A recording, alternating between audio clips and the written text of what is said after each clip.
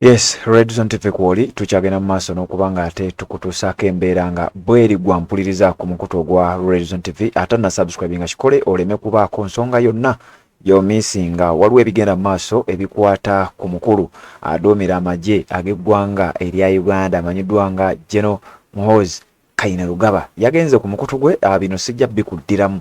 Yagenda ku mukutu gwe ogwa X former Twitter n'ateekayo obubaka n'alabula era n'ategeeza kyambasada ow'eggwanga erya United States of America atajja kusukka Monday ng'ennaku z'omwezi 7 omwezi guno gwennyini ogw'ekkumi omwaka 2024 nga tagenze oba nga tafulumye eggwanga lya Uganda singa essaawa 3 ez'okumakya zinaatuuka ne zimusanga nga tannaba kwetonda nga yeetondera ani nga yeetondera kitaawe amanyiddwa nga General Yoweri Kaguta Museveni olw'ebigambo ebitali mu bye nakunnyonnyodde. Jjukira navuddeyo ne nkutegeeza nti okusinziira ku nsonda ezeesigika ebigambo byamaze ne bizuuka.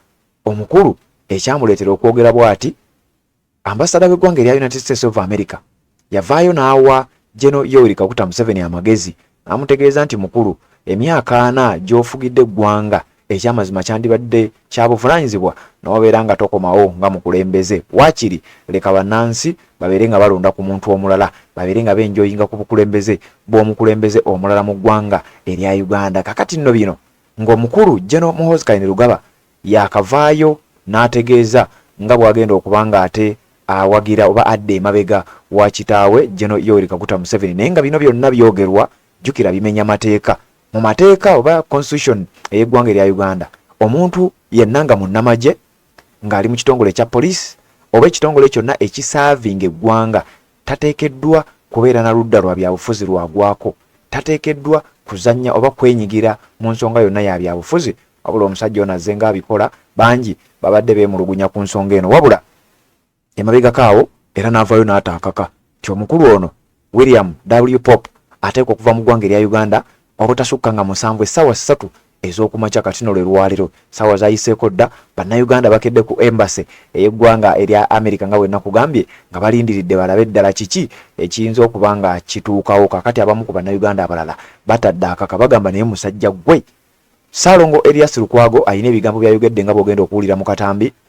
Omuyimbi amanyiddwa nga King Saha ono jjukira naye ku nsonga ezikwata ku ggwanga si muntu mwangu era tasirika, ebigambo abyogera n'aba nga ate ategeeza ensi biki ebigenda mu maaso. Agenze ku mukutu gwe King Saha n'ateekayo obubaka obw'amaanyi ennyo.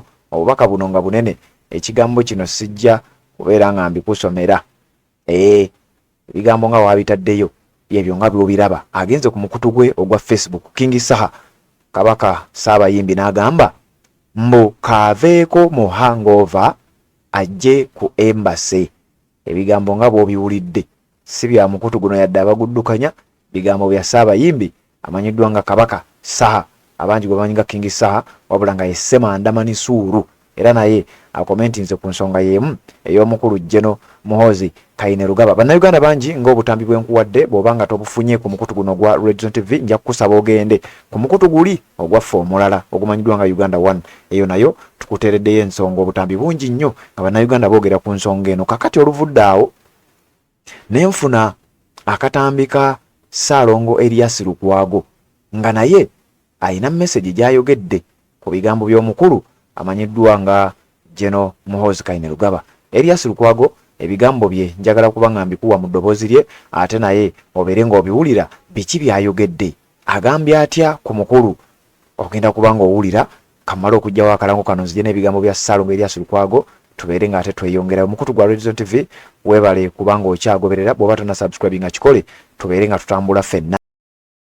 Assalamu alaikum wa rahmatullahi wa barakatuh. Amanya n'eddoboozi Haji Abdu omusomi w'eddua. Nkola ku nsonga ez'enjawulo, emirimu nga gikutataganyeko, ebyenfuna byo nga bidobonkanye, ne oba oli bweru wa ggwanga emirimu gya kucankalanako.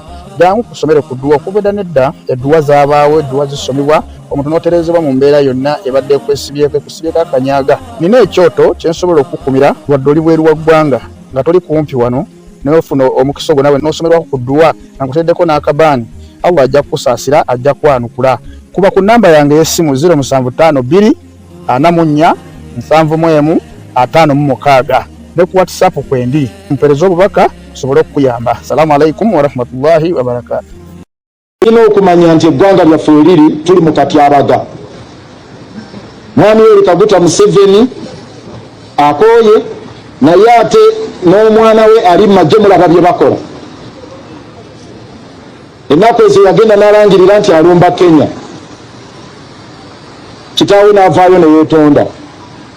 Kati yalangiridde nti olwaleero ssaawa 3 ku makya singa ambasada wa Amerika tagamba teyeetondera mu kitaawe agenda kugendayo wali kwembase amufulumye amuteeke ku nnyonyi amutikke amugambe eddayo ewammwe. Ekyo kibalaga eggwanga lye tulimu. Ate ye CDF, Commander of the Armed Forces, CDF, Commander of the Defense Forces, ekifo ekyokuntikko mu magye g'eggwanga UPDF yayogera ebigambo ebyo ebiti. So mumanye akatyabaga ke tulimu. Tuli mu lutalo lwa kwenunulako famire ya Mwami Yoweri Kaguta Museveni. Museveni mukyala we, baganda be n'abaana be. Lutalo lunene lwe tulimu olwo. So luno olutalo si luli ku muntu mulala yenna, era temwolekeza olutalo omuntu yenna. Bannange bwakedde omusajja bamutisse abati bannamutikka. Tulize kutikka musajja n'isitiga musajja bamutisse. Oba tebannamutikka lwe yabadde agizaawo ng'anywedde awo bikitoko. Nagamba agenda omusajja bamu. Yes, Red Zone TV kwoli webali kubanga okyagoberera gwe wenna akyatambula naffe mu nsonga zino. Nyongera okwebaza mwenna naddala abagenda mu comment section ne muteekayo obubaka ensonga ne ziba nga ate zituukira ddala. Muliro Lilian webali kubanga obeerako, David Kyaligamba ogamba otya webali kubanga naawe obeerako, John Baptist Desimanse obadde ombuzeeko naye webali kubanga obeerayo obubaka bwatuuse.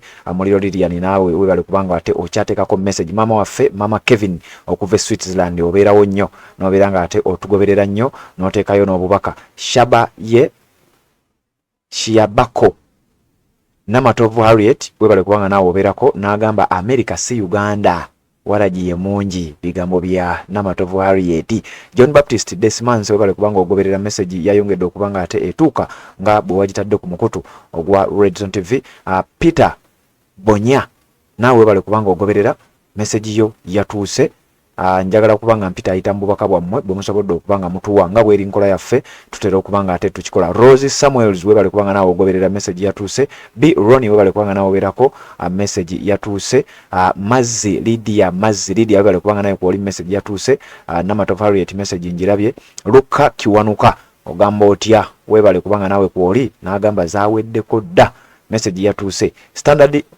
Standard erinnya siritegedde. Godfrey Sally n'agamba what next now webale kubanga kwoli message yatuuse ku mukutu ogwa Red Zone TV. Onagamba ye Tasheri Junior Thompson naawe message yatuuse webale kubanga naawe ogoberera. Salongo Kimera webale kubanga naawe kwoli message yatuuse ku mukutu ogwa Red Zone TV. Kuteesa Hassan nga bulijjo webale kubanga naawe kwoli message yatuuse. Onagamba Uganda Ame webale kwa message yatuuse. Margaret Nalweiso message yo yatuuse bale kubanga ogoberera mukutu ogwa Red Zone TV. Salongo Kimera message njirabye bale kubanga ogoberera.